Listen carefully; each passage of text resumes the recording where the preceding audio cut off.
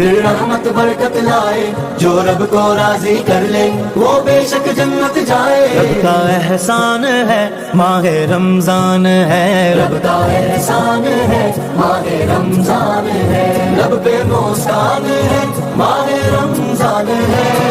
رحمت رمضان رحمت رمضان رحمت رمضان رحمت رمضان۔ السلام علیکم ورحمۃ اللہ وبرکاتہ۔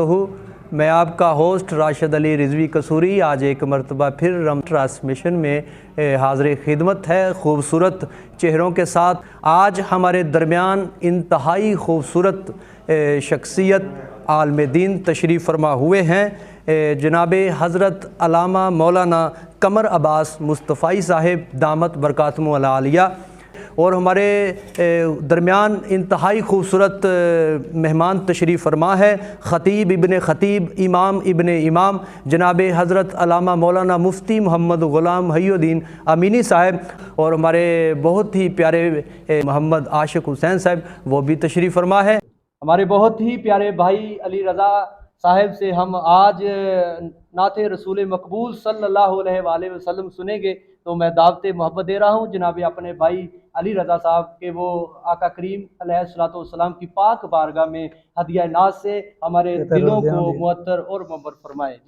آخری روزے ہے دل گمنا کہ مضطر جان ہے، آخری روزے ہے دل غمناک مضطر جان ہے، حسرتا حسرتا چل دیا رمضان ہے، عاشقان ماہ رمضان رو رہے ہیں پھوٹ کر،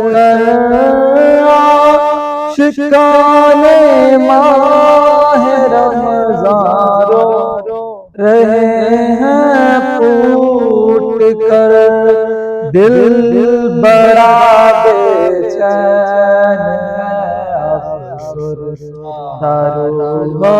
جان ہے، حسرتا حسرتا چل دیا رمضان ہے، ہائے صد افسوس رمضان کی نہ ہم نے قدر کی، ہائے صد افسوس رمضان کی نہ ہم نے قدر کی، بے سبب ہی بخش دے یا رب کہ تو رحمان ہے، حسرتا حسرتا چل دیا رمضان۔ تو سب سے پہلے میں اپنے انتہائی دل کے قریب جناب حضرت علامہ مولانا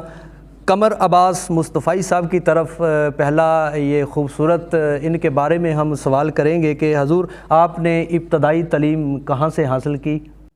ہم نے ابتدائی تعلیم تو اپنے علاقے چنیوٹ سے ہی حاصل کی۔ جی بہرحال اس کے بعد ہم گجرانوالہ ادارۃ المصطفیٰ میں چلے گئے، سبحان اللہ 2010 سے 2019 تک ادھر ہی ہم تعلیم حاصل کرتے ہیں۔ سبحان اللہ سبحان اللہ۔ تو آپ کی جو دستار فضیلت ہوئی تو وہ کس نے کی پھر آپ کی؟ دستار فضیلت ادارۃ المصطفیٰ مرکز مصطفیٰ جی ادھر ہی ہوئی، جس میں خصوصی نواز شاہ سے نوازا گیا، حضرت علامہ مولانا محمد رضا صاحب مصطفی واہ واہ صاحب نے واہ واہ، اپنے سبحان اللہ، دست مبارک سے جو ہے وہ آپ کی دستار کی۔ سبحان اللہ سبحان اللہ سبحان اللہ۔ روزہ کیوں فرض ہوا؟ یہ ہمارے اکثر اوقات چند ایسے لوگ ہیں جو سوال کرتے ہیں کہ روزہ کیوں فرض کیا گیا؟ روزے کے محرکات کے حوالے سے سب سے پہلے تو یہ بات ذہن کے اندر رکھیں کہ لغت میں روزہ رکنے کو کہتے ہیں، اور اصطلاحی شریعت میں صبح صادق سے لے کر غروب آفتاب تک کھانے پینے اور جماع سے قصدن رکے رہنے کا نام روزہ ہے۔ اور علامہ اسماعیل حقی علیہ رحمہ نے تفسیر روح البیان کے اندر ایک قول نقل کیا، وہ کہتے ہیں کہ اولاد آدم سے تیسرا بادشاہ ہوا ہے ملک تیمور الثالث، تو ان کے دور میں قحط پڑا، تو بادشاہ تھا، انہوں نے اعلان کیا، اپنی رعایا کے اندر یہ حکم نامہ جاری کیا کہ آپ میں سے جو صاحب ثروت لوگ ہیں وہ ایک وقت کا کھانا کھائیں اور ایک وقت کا کھانا اپنے ان دکھیوں کے پاس بھیجیں جن کے پاس کھانے پینے کے لیے کچھ موجود نہیں ہے۔ تو بادشاہ کو حکم تھا، رعایا نے دل و جان سے اس حکم کو قبول کیا، ایک وقت کا کھانا کھایا، ایک وقت کا کھانا اپنے ان دکھیوں کے لیے چھوڑا جن کے پاس کھانے پینے کے لیے کچھ نہیں تھا، تو یہ کھانا ان تک منتقل کیا گیا، ان تک پہنچایا گیا۔ تو اللہ تعالیٰ کو اس قوم کی اس عادات کو جو ہے وہ اللہ تعالیٰ نے پسند کیا، اور اس قوم کی اس عادت کو اللہ تعالیٰ نے عبادت کے اندر قرار دے دیا۔ سبحان اللہ۔ اس طرح جو ہے وہ روزے کی فرضیت ہوئی۔ سبحان اللہ، سبحان اللہ، بہت ہی خوبصورت آپ نے جواب دیا ہے۔ ہم آپ کی طرف علامہ صاحب ایک اور خوبصورت سوال یہ کرنا چاہتے ہیں کہ جو مالک 70 ماہوں سے زیادہ بندے کو پیار کرتا ہے، وہ کس طرح چاہتا ہے کہ میرا بندہ ایک بھوکا پیاسا سارا دن رہے، یہ کیسے ہو سکتا ہے؟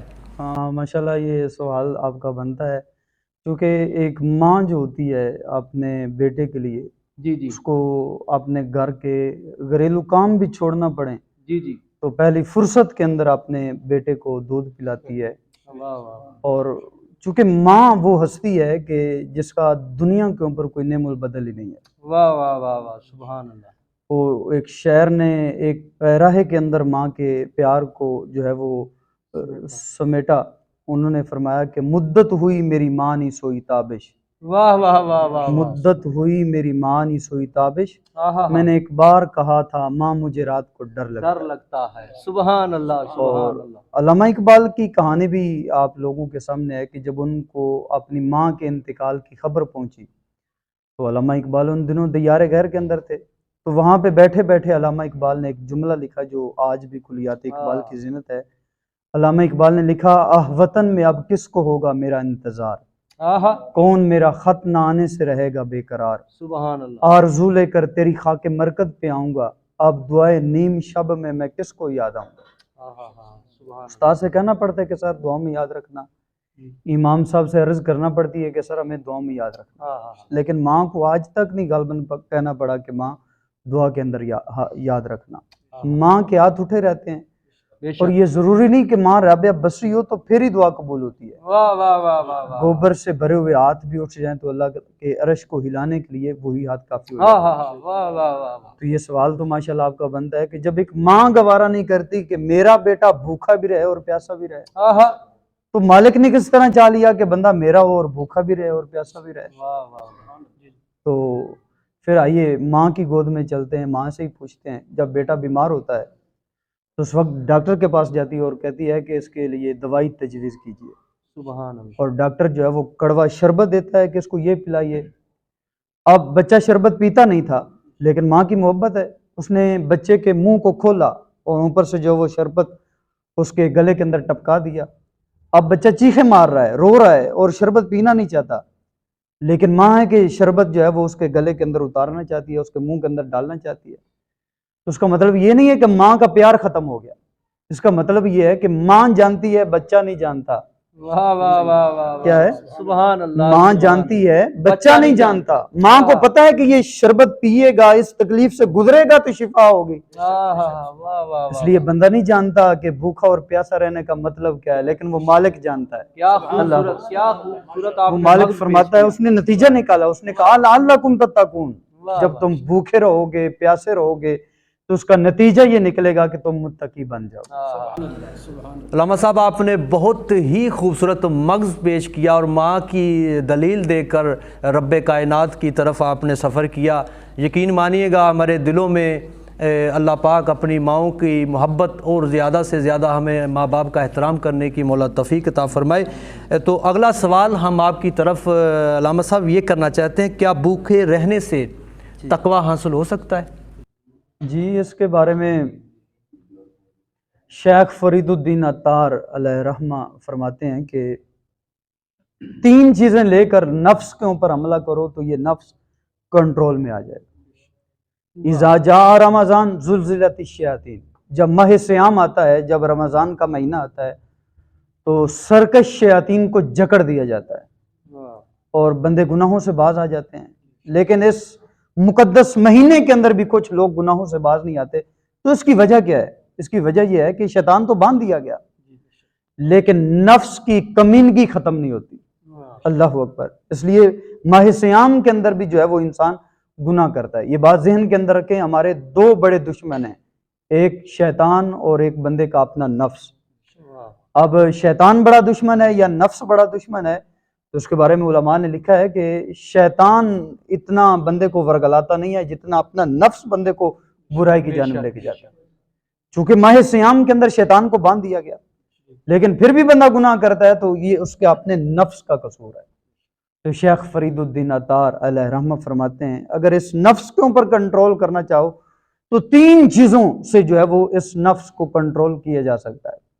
پہلی بات فرمائی کہ نیزہ تنہائی، کہ تنہائی اختیار کر لے، یہ نفس قابو میں آ جائے گا۔ اور فرمایا کہ بھوکا رہنے سے، اپنے آپ کو بھوکا رکھنے سے بھی نفس کنٹرول میں آتا ہے۔ اللہ اکبر۔ اور فرمایا تیسری چیز یہ ہے کہ خاموش ہو جا، تیری خاموشی ہی تجھے نجات کی طرف لے جائے گی اور تیرا نفس جو ہے وہ تیرے قابو میں آ جائے گا۔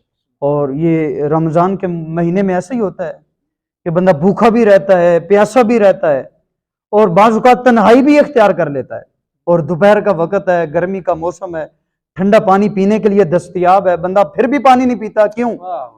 اس لیے کہ اب نفس کنٹرول میں آ چکا، شیطان پہلے باندھ دیا گیا، اب نفس کہتا ہے ایک گھونٹ بھی نہ بھرنا اس لیے کہ مالک دیکھ رہا ہے۔ اللہ اکبر۔ یہ نفس انسان سے جھگڑا کرتا ہے کہ اگر کوئی دیکھے یا نہ دیکھے لیکن وہ مالک تو دیکھ رہا ہے۔ اللہ اکبر۔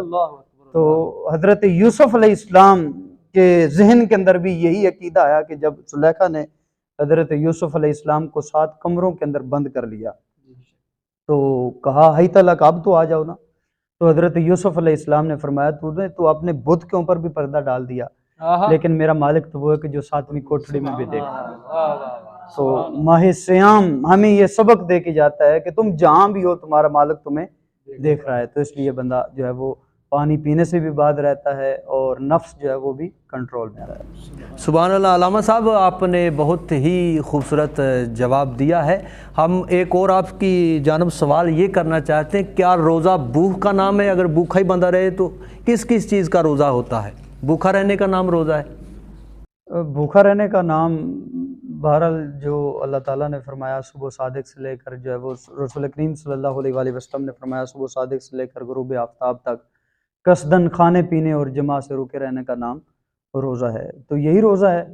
اور اس کے ساتھ کس کس چیز کا روزہ ہوتا ہے انسان کے ساتھ؟ جیسے آنکھ کا روزہ، زبان کا روزہ۔ صوفیاء نے لکھا ہے آنکھ سے جو ہے وہ بدکاری نہ کی جائے، کانوں سے جو ہے وہ گانے نہ سنے جائیں، آنکھوں سے فلمیں نہ دیکھی جائیں، ڈرامہ نہ دیکھا جائے۔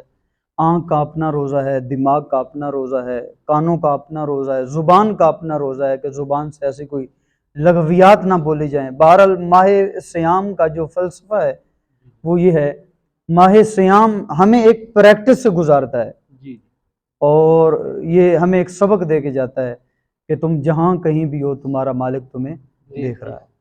تو ماہ سیام کے اندر ہم پانی کا ایک قطرہ بھی اندر نہیں جانے دیتے اس لیے کہ مالک دیکھ رہا ہے، حالانکہ کوئی اور دیکھنے والا نہیں ہوتا۔ وضو کرتے ہوئے، غسل کرتے ہوئے بھی احتیاط کرتے ہیں کہ پانی کا قطرہ اندر نہ چلا جائے۔ کیوں؟ اس لیے کہ میرا مالک ہمیں دیکھ رہا ہے۔ تو ماہ سیام کا جو فلسفہ ہے اور ماہ سیام جو ہمیں سبق دے کے جاتا ہے وہ یہ دے کے جاتا ہے کہ جب تم ایک جائز کام کو بھی رب کا حکم سمجھ کے نہیں کرتے اور پانی کا ایک گھونٹ بھی اپنے اندر نہیں جانے دیتے، حالانکہ پانی پینا چرم تو جائز ہے، لیکن رب نے ایک مخصوص ٹائم کے اندر منع کیا ہے تو اس ٹائم کے اندر ہم نہیں پیتے اس لیے کہ رب نے منع کیا ہے۔ اللہ اکبر۔ تو دیگر جتنے ذرائع حرام اللہ تعالیٰ نے کیے ہیں ہم جو ہے وہ ان سے کیوں نہیں باز آتے؟ اللہ اکبر. بعض اوقات ہم اپنی ہی گلی کے اندر اپنی ہی بہنوں اور بیٹیوں کو دیکھ کر ریچھوں کی طرح ناچ رہے ہوتے ہیں، تو کیا اس وقت مالک نہیں دیکھ رہا ہوتا؟ جب رشوت میز کے اوپر سے یا نیچے سے لے رہے ہوتے ہیں، کیا اس وقت مالک نہیں دیکھ رہا ہوتا؟ وہ سارا کچھ دیکھ رہا ہوتا ہے. جب دودھ کے اندر پانی کی ملاوٹ ہو رہی ہوتی ہے وہ اس وقت بھی دیکھ رہا ہوتا ہے. اللہ اکبر. بہرحال ماہ سیام کا جو فلسفہ ہے اس سے جو ہے وہ اللہ تعالیٰ ہم سب کو سیکھنے کی توفیق عطا فرمائے اور ماہ سیام کا ادب اور احترام کرنے کی توفیق عطا فرمائے. بہت شکریہ علامہ صاحب آپ کا، آپ نے اپنے قیمتی ٹائم سے ٹائم نکالا اور آج رمضان ٹرانسمیشن میں آپ حاضر خدمت ہو کر روزے کے متعلق آپ نے بہت ہی خوبصورت سوالوں کے جواب دیے ہیں. ہماری دعا ہے کہ اللہ رب العزت آپ پر اور آپ کی پوری فیملی پر اپنی رحمتوں کا نزول فرمائے. تو آج کے لیے ہم آپ سے اجازت چاہتے ہیں، پھر ملیں گے انشاءاللہ. شب بخیر.